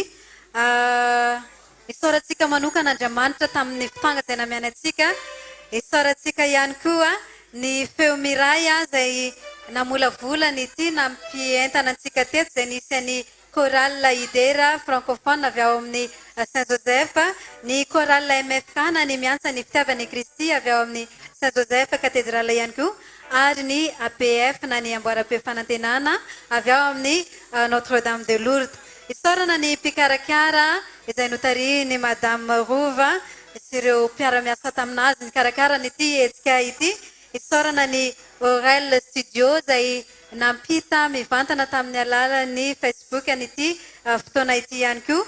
Ny mpampiatrano ihany koa tsy adino nanome an'ity toerana ity atsika, ary ireo mpanohana rehetra izay tsy voatanisa eto. Raha tsisy andray fitenenana ntsony angamba dia hofaranantsika amin'ny vavaka ny fotoanantsika.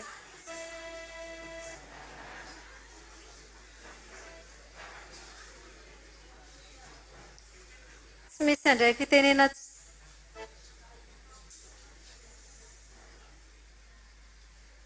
awary. Amin'ny anaran'iray sy ny zanaka sy ny fanahy masina. Ry Andriamanitra rainay eo, tsy mitsahatra misaotra anao izahay tamin'ny nanomezanao anay nyity fotoana ity, na ahafahanay nanatanteraka anyty fotoana izay noentinay niderana sy nankalazana ny anaranao, ka velom-pisaorana izahay ny amin'izany. mety nisy zavatra tsy nifanaraka tamin'ny sitraponao nefa nataonay teto dia ifonanay izany fa ifonanay izany ary ianao Masina Maria ilay ireny mpitaridalana ary izay tsy mahafoy anay ihany koa dia mangataka ny fitantananao hatrany izahay miaraka amin'ny Jesosy Kristy zanakao. Miaraka ataontsika ilay hira eny isaorana ianao Andriamanitra. Eny isaorana ianao Andriamanitra, eny